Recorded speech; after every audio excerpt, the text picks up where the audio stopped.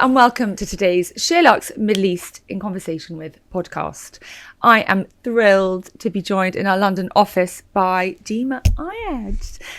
Dima is a Dubai-based Lebanese designer who blends Middle Eastern influences with modest contemporary style. Her eponymous label is celebrated for its elegant pieces and diverse size range. It's also available at mega global retailers like Net-a-Porter and designer destinations like Bicester Village.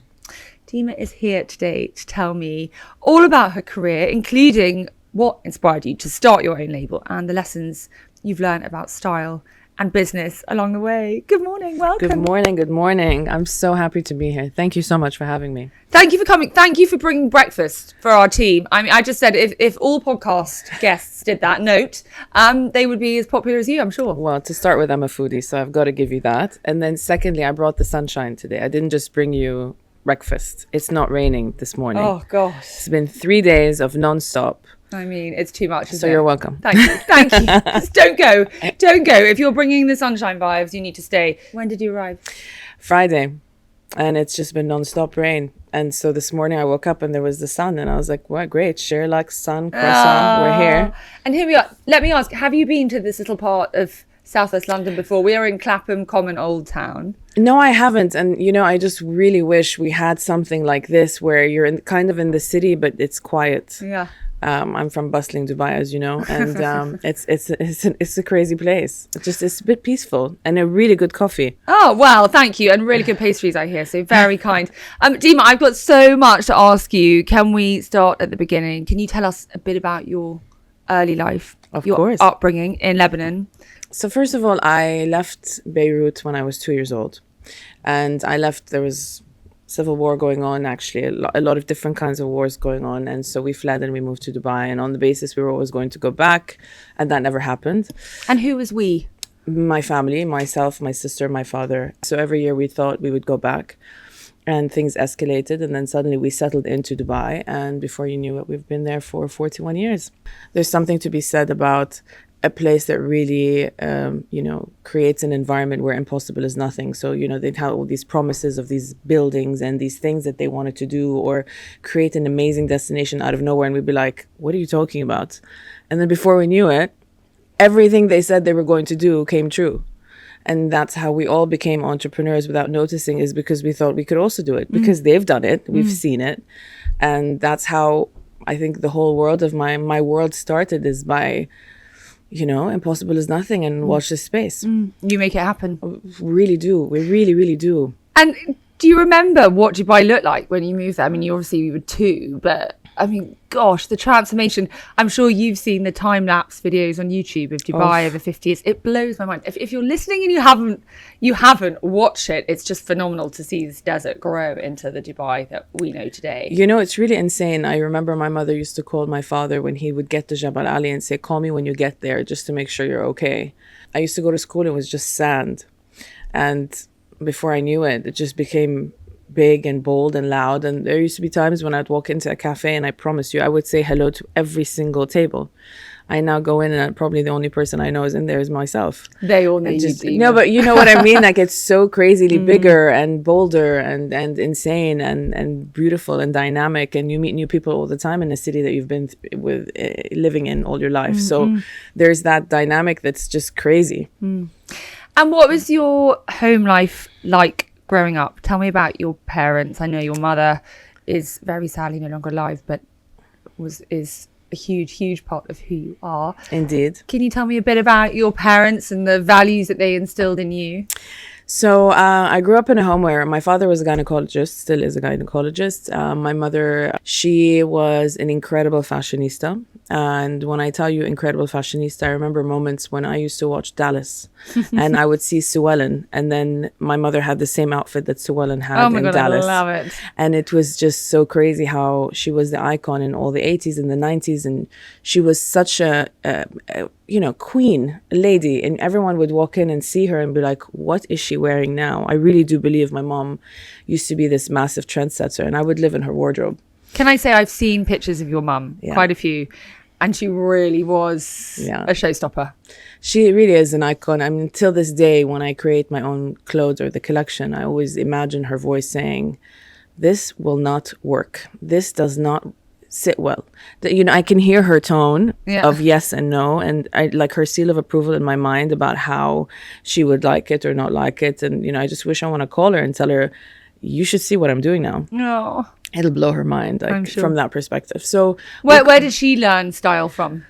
Just, I think, her mother and her sense of style. She comes from a family of 4 sisters and 2 brothers, and she's just always the icon of style. It just was such an innate thing. And, Paris was like always a thing, and she would bring clothes from Paris to Lebanon and create certain things with clothing. And she was always obsessed with it. And she was born on the 14th of February. So Valentine's Day was always a big deal.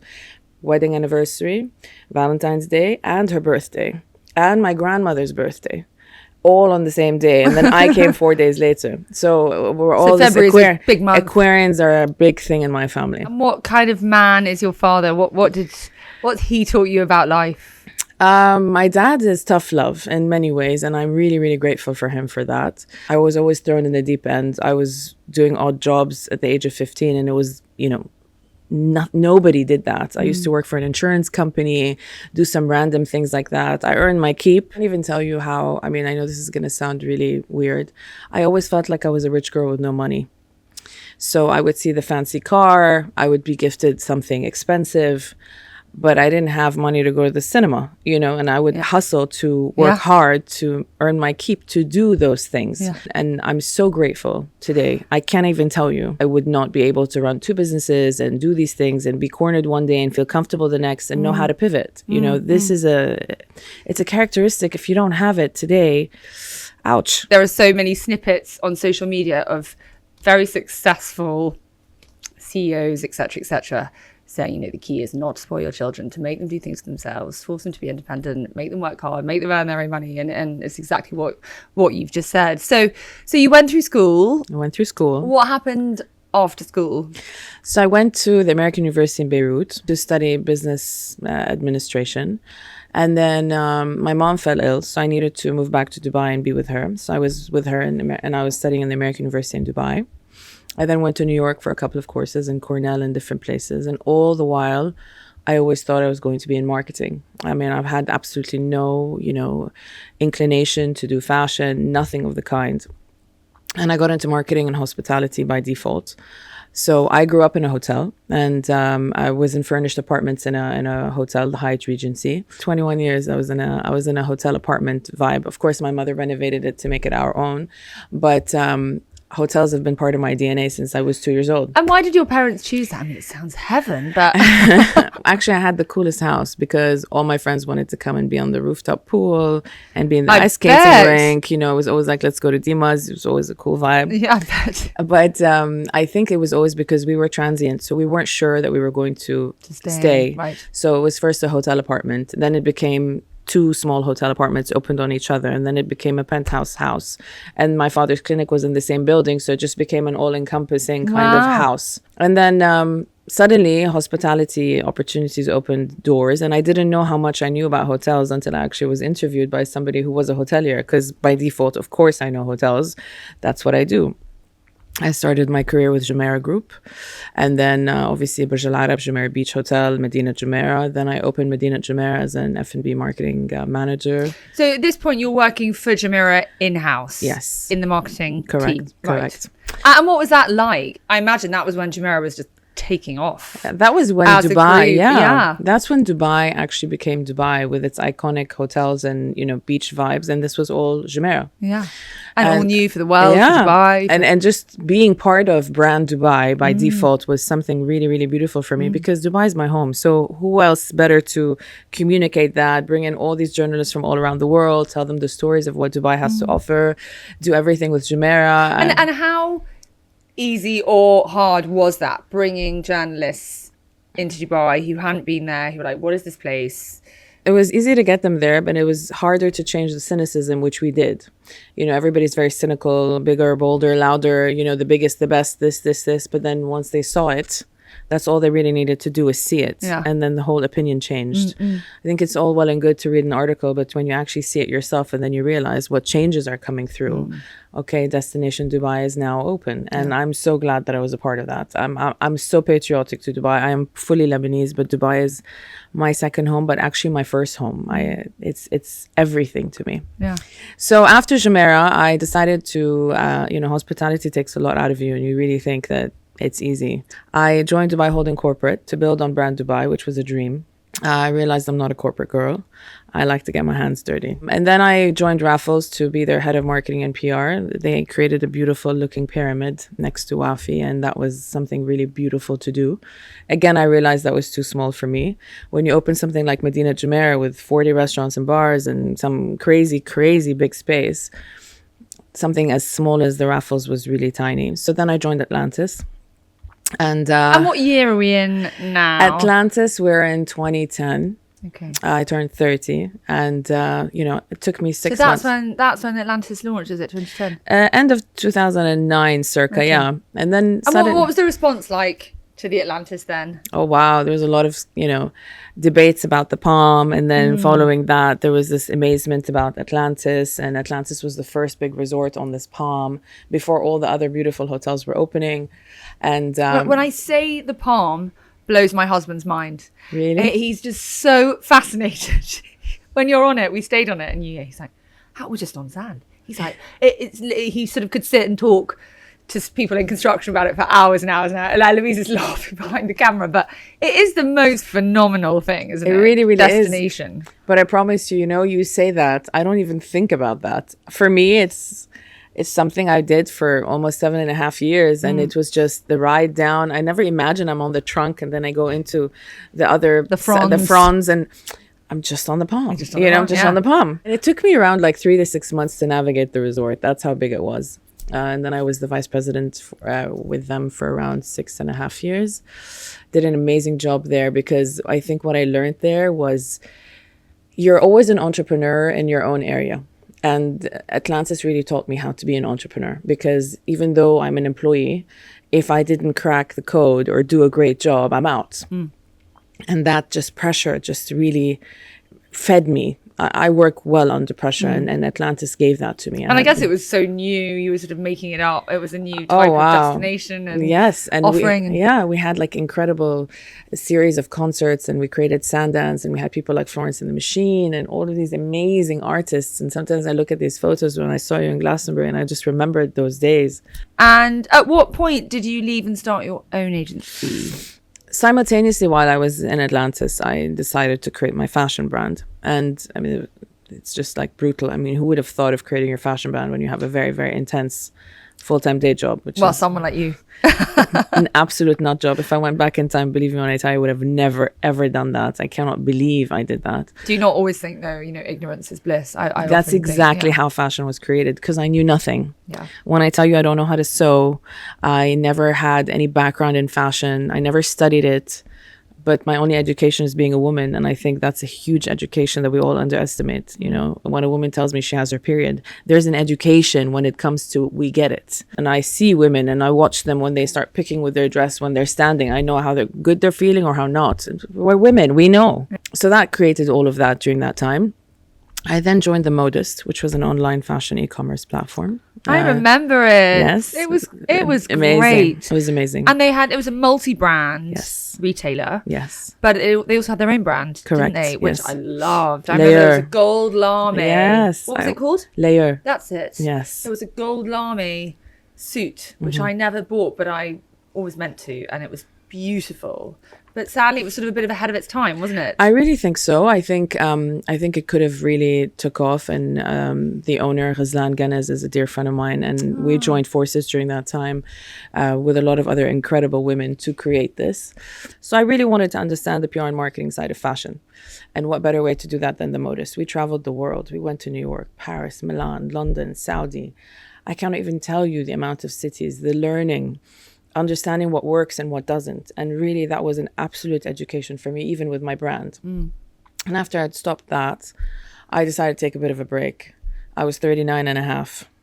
40 come to London with a group of friends, partied up like an absolute rock star.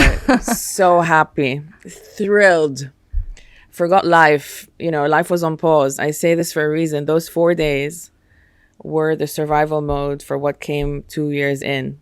I landed, and then the announcement of COVID hit, and then Milan started, and then the world changed.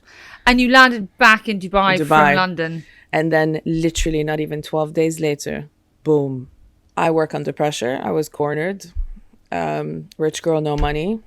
Deal with your own shit. Excuse my French. And so my father says, move back in. I was not going to move back home. I'm 40 years old. So I started knocking on doors from people that I knew in the world of food and beverage and PR and all of that, and asked them, if you need help for free, you've got a VP that's available anytime. They took me up on the offer, and then I started. And I worked with the Main. I'm sure you're familiar. The Main already has a place in Mayfair, and now Bodrum. And a new one. Yeah. That looked like a huge success. I had a lot of fun. You had a lot of fun. I had a lot of fun. So I started with them, and then a lot of people started knowing I'm out in the market working. And before I knew it, it became a business. I went from a 1-bedroom house. It became a 2-bedroom house. I used to work from home. Team would come in and work from home. And then office in D3. And now we're a team of 9. And so DAC just grew.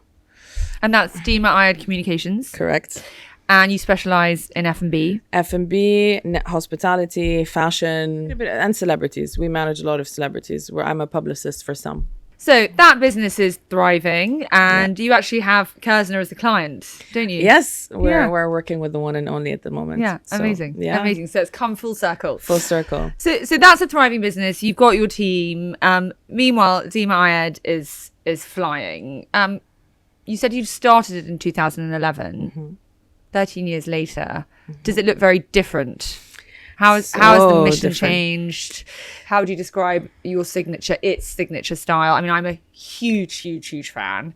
And thanks, Georgie. Really, it means a lot, because every time I see you, you're trendier than the last time I saw you. So when you say you like my things, I really appreciate it. I very much do. I need enough occasions to wear all those fabulous dresses. You got yourself a deal. But yeah, can you tell us a little bit about the evolution of the Dima Ayad brand style? One of the reasons why it all started was because I never felt included in the fashion conversation.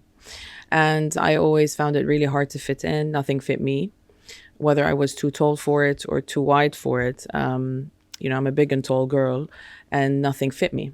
And so it was an absolute frustration, especially in our world. As you know, fashion is at the center of everything we are as women in the Middle East. We are so many things, but we're also very fashion forward. And not to find clothes just doesn't fit the bill. With senior position that I was running, or even going to events and weddings, nothing fit me. And this absolute frustration was basically to ask myself, why can't a brand be inclusive? Why can't a brand have anything from extra small to a 4XL?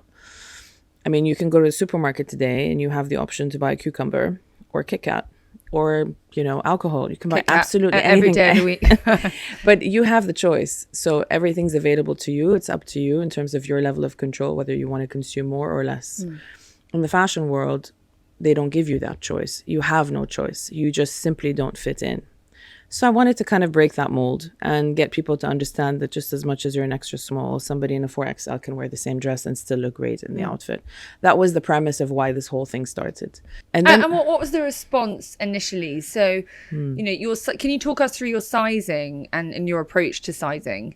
Because I will be wearing the same size dress. That's why it's so brilliant, right? But talk us through the approach to sizing and how that's such a big part of the brand. So, of course, a lot of brands graduate in sizing, but they graduate from a 0 up.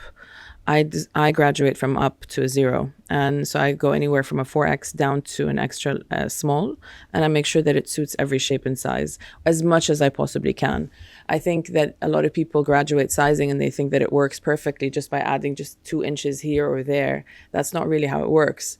A body is completely different shaped when it's in a bigger size. And so once you kind of almost secure the bigger size, chances are that the smaller sizes will be perfect as well. And so I work big and go small rather than small and big. And I think that's really the testament to the brand, when you actually see women and they call me and say, I met my husband wearing your dress. I've never worn Spanx. Thank you so much for doing what you do. And just these messages kill me. They just floor me. And I'm very touched that we've touched a lot of women's lives. I'm sure. And you also have one size as well. And we have one size, of course. Which is amazing. I mean, that's just so cool that you can have one dress that works on every size. Everyone. I think that's really a testament to basically tell people that when you want to wear something, it's not a size conversation. It should suit you. Anybody who's just battling with sizes or, fitting on a certain silhouette, it's okay that not all the trends suit you. You don't need to be wearing everything, all things to all people. But when something fits you and it's one size fits all, you should embrace it and enjoy it, because you can wear it and I can wear it, and we're on the opposite sides of the size spectrum, you and me, and we wear the same dress. I know, it's great. I mean, it's amazing. It's so fresh. It's so. I mean, how has it taken this long?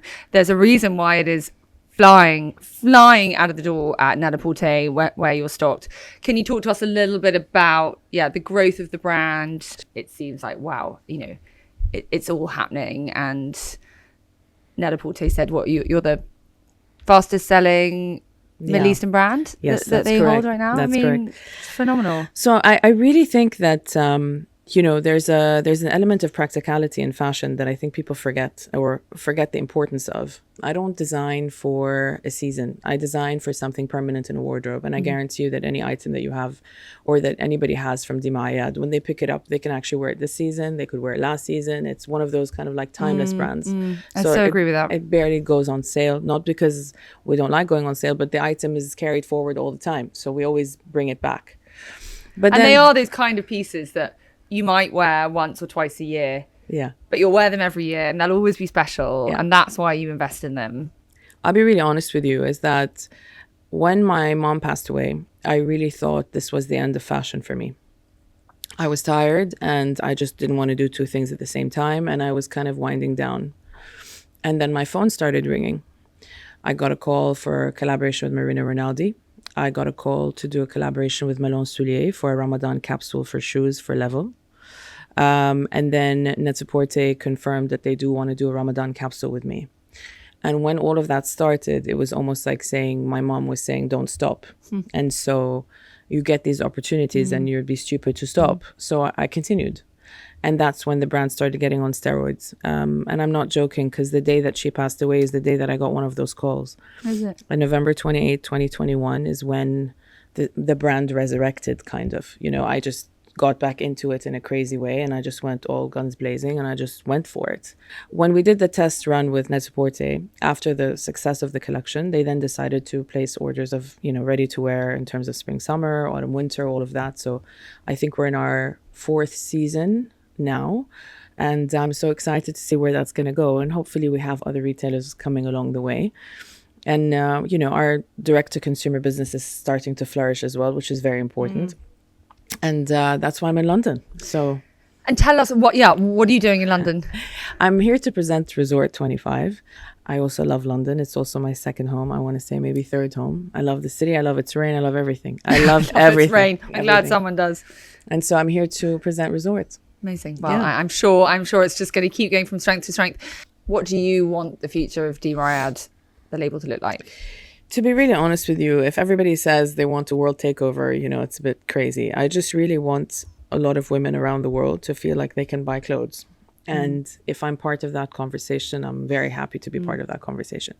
I think part and parcel, having some placements in the US, having a solid placement in the UK, a bit of Europe, some of Australia, a lot of the Middle East, is really a dream come true for me, because I feel like the women, and it's proven to me through our online store, we have women from Barcelona to Brazil to Taiwan to the US to Middle East. And when you see the delivery orders and where they are, you think we can have a global takeover. Yeah. It would be great to have some concessions in great stores around the world. It would be amazing to... And great hotels around the world. That I mean, too. I just want to go to glamorous hotels and waft around in your dresses with bare feet, I think. So yeah, and we probably have a hotel collaboration coming up. Can't say good. much, but it'll be really nice. Yes. Oh, that would be amazing. Yeah, beach kaftans for a beach resort. I mean, imagine. I mean, it's meant to be. Right. Can you talk about the dress style that I have? How do you describe that dress? What's the name of that dress? So it's silk with knit. So it's got a bit of knit in between. Yeah, stretch with knit. And this knit stretch is all kind of metallic lame. The story of this fabric is going to blow your mind. I've had this fabric for maybe 3 years. And I've been tired of just buying new stuff for the sake of it. But my eye always captures the same fabrics every time I travel. I said, I want to do something with this. So I pulled it out 2 years later and I thought, what if we cut this way?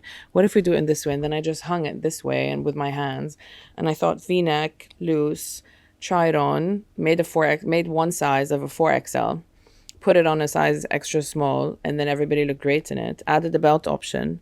And then it just becomes this #1 best-selling piece that we have. And it's your #1 bestseller. Really, and it rightly just so. blows my mind. And you know what blows my mind more is we can never tell what's going to be the bestseller. Yeah. If somebody has that secret sauce, please tell me. I never know what's going to move or what's not going to move. So will that stay now? You'll do that in multiple colors. It'll just keep, We're just bringing it forward all the time. And remind us of the name of it. It's a V-neck knitted kaftan, and we're going to call it the Julia. Okay, the Julia. There you Julia. go. Check out the Julia. You talked about that process of hanging the fabric. Are you just going with your gut on that? I mean, you haven't been to fashion school. How have you navigated that and worked it out and got it right? Is it just trial and error and sort of natural? I think trial and error, but also I have an eye for fabric. And to be really honest, I think everything's been done before. Mm-hmm. I think what really stands out from one piece to another is really the fabric and a bit of a cut here and there. Mm-hmm.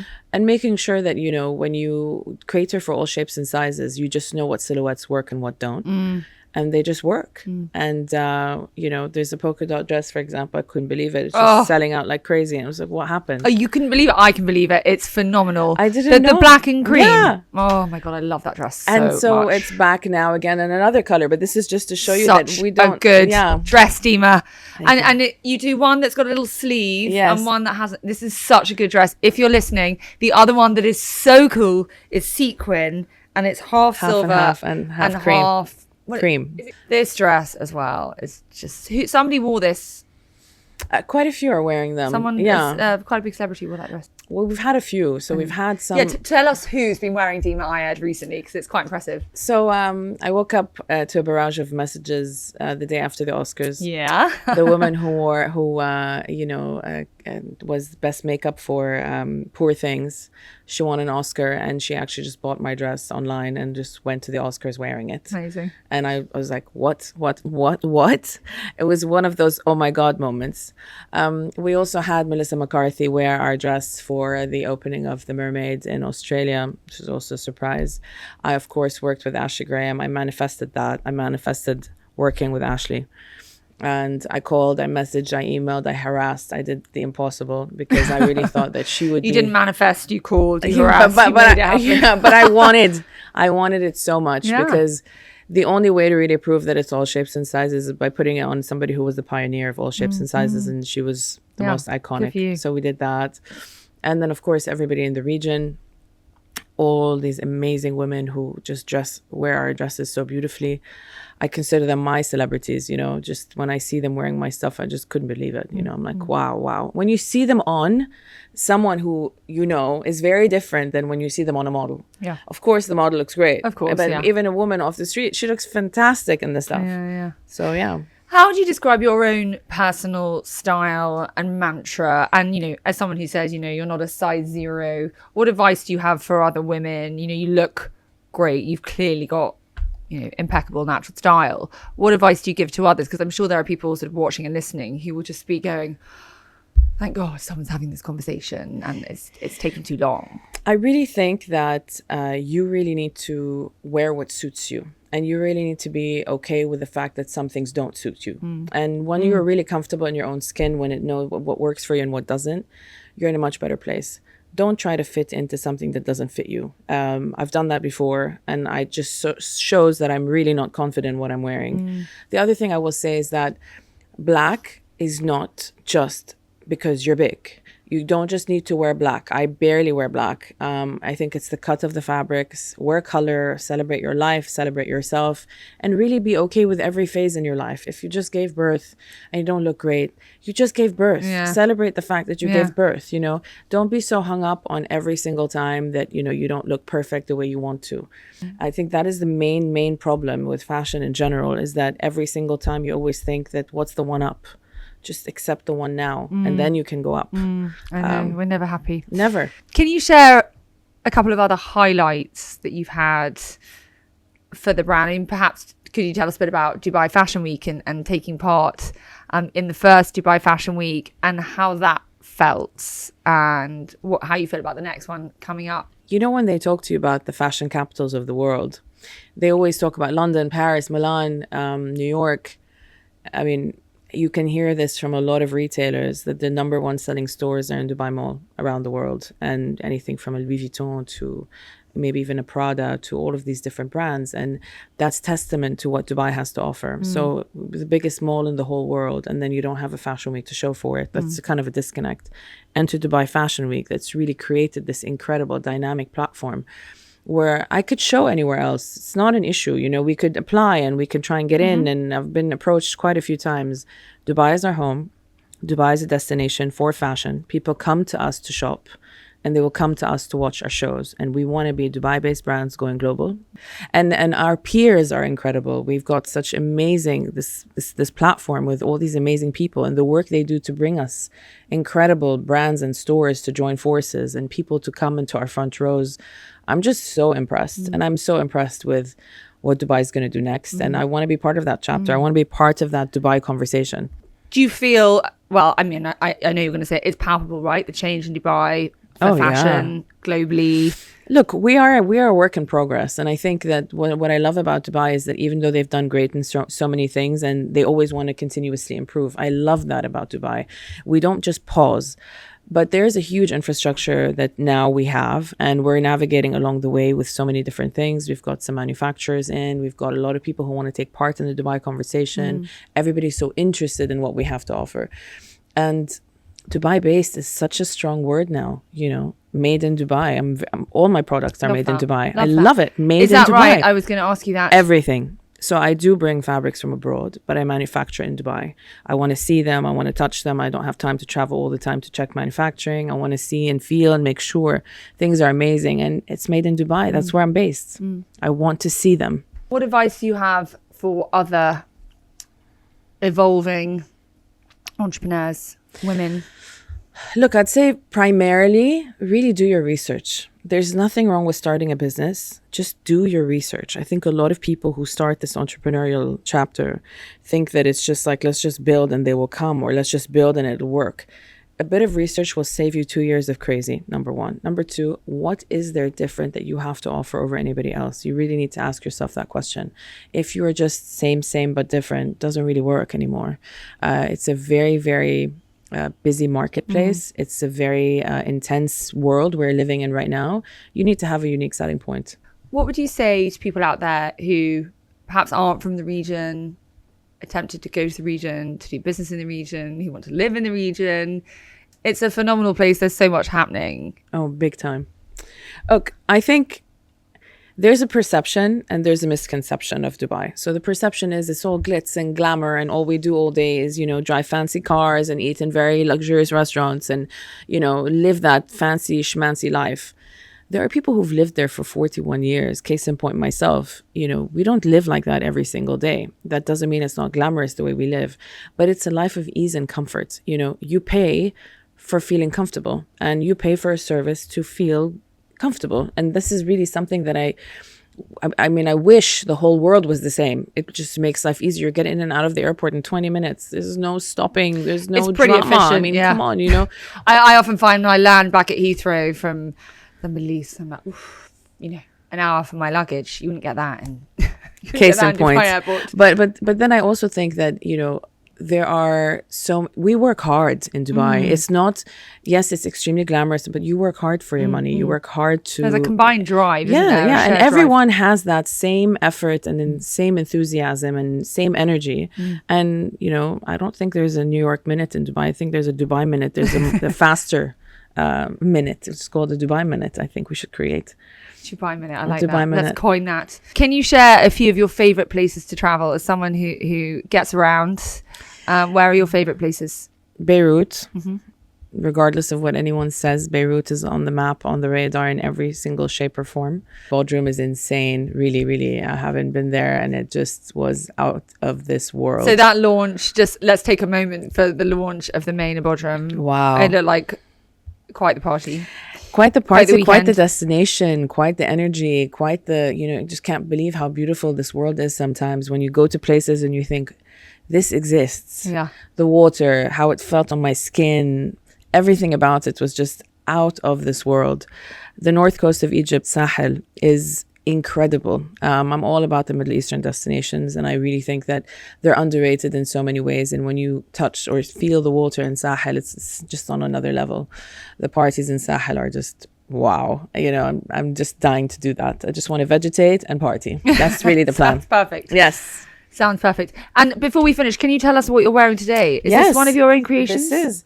It's my jacket / bomber / comfortable anything, dress up, dress down vibe. I love it so much. The shoulder pads give me life. I love a bit of shoulder pad. And I'm wearing Levi's jeans and my Gucci slides. And me. You look great. And the pockets Thanks. are Pockets are so fun. And they're great. when I stand, you'll notice like it's just a random silhouette. It's actually slimming and it's cream color. Cream is this color that I can't live without these days. Everything I'm wearing is cream. Me too. I mean, I'm taking a break today, but me too. It's very chic. I love it. Dima, thank you so much for joining us today. It's been so fun. Thank you so much for having me. Thank you. I've loved chatting. I love your brand. I love what you're doing. I hope to own more and more of it. And congratulations. Thank you so much. Big kiss to you. Thank you. That's it for today. If you enjoyed that, then do please rate, review, subscribe, tell your friends to listen to, and we will be back soon. Thanks very much. Bye-bye.